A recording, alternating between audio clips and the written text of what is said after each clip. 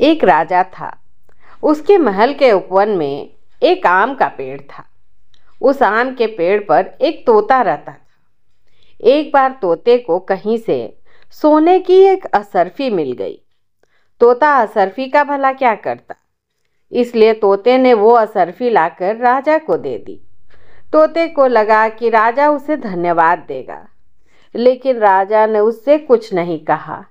इसके बाद राजा जब अपनी राजसभा में पहुंचा तो अपने सभासदों को असरफी दिखा दिखा कर कहने लगा कि ये देखो, मेरे पास कितनी सुंदर और कितनी कीमती असरफी है।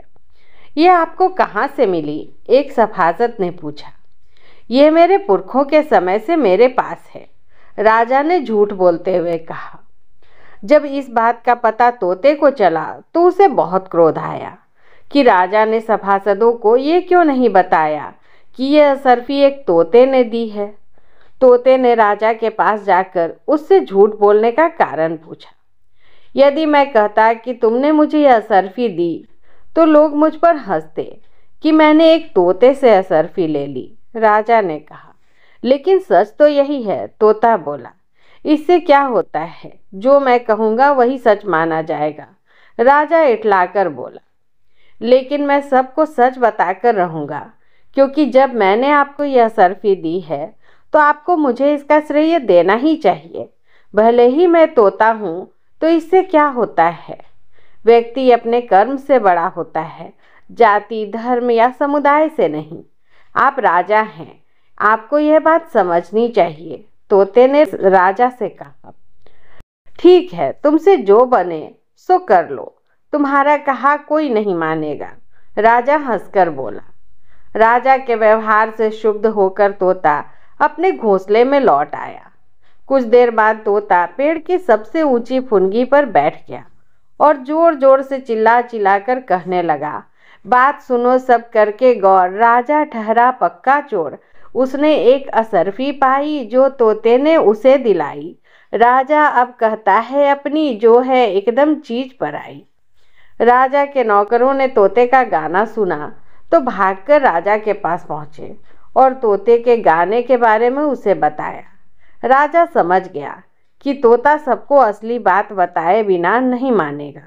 उसने नौकरों को आदेश दिया कि जाकर उस तोते को मार डालो।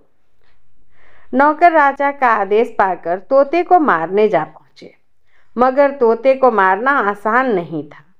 एक तो वह सबसे ऊंची डाल की फुनगी पर बैठा था और उस पर यहाँ वहाँ फुदक रहा था। तोते ने देखा कि राजा ने उसे मारने के लिए अपने नौकर भेजे हैं, तो वह और जोर जोर से गाने लगा। बात सुनो सब करके गौर, राजा ठहरा पक्का चोर। उसने एक असरफी पाई जो तोते ने उसे दिलाई। राजा अब कहता है अपनी, जो है एकदम चीज पर आई। मैंने जो ये बात बताई, राजा ने डर फौज बुलाई। एक छोटे से तोते को भी खुद न मार सका वह भाई। राजा के नौकरों ने तोते का गाना सुना तो भागकर राजा के पास पहुंचे और तोते के बारे में उसे बताया। राजा को बहुत गुस्सा आया। उसने स्वयं जाकर तोते को मारने का निश्चय किया। वह ढाल तलवार लेकर निकला। तोते ने देखा कि राजा उसे मारने के लिए तलवार और ढाल लेकर आया है, तो वह और जोर जोर से गाने लगा। बात सुनो सब करके गौर, राजा ठहरा पक्का चोर। उसने एक असरफी पाई जो तोते ने उसे दिलाई। राजा अब कहता है अपनी, जो है एकदम चीज पर आई। मैंने जो ये बात बताई, राजा ने डर फौज बुलाई। एक छोटे से तोते को भी खुद न मार सका वह भाई। मैंने जब यह याद दिलाई, आया है वह लेके तलवार, अब होगी उसकी जगत हंसाई। इस पर नौकरों ने राजा को समझाया कि महाराज, एक छोटे से तोते को मारने के लिए ढाल तलवार की क्या आवश्यकता, उसे तो गुलेल से मार गिराया जा सकता है। राजा को नौकरों की बात पसंद आई। उसने गुलेल उठाई और जा पहुंचा पेड़ के नीचे। तोता दिखते ही राजा ने गुलेल से निशाना साधा और गुलेल चला दी।